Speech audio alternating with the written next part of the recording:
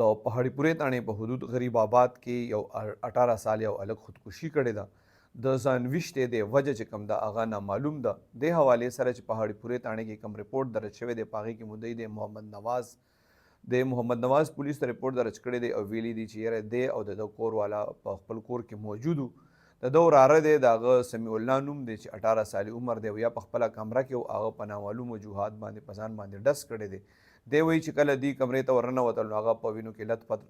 پت پروت و زخمی حالت کې بیا دې هغه اوچت کړی دی اسپتال ته د علاج دپاره بوتلی دی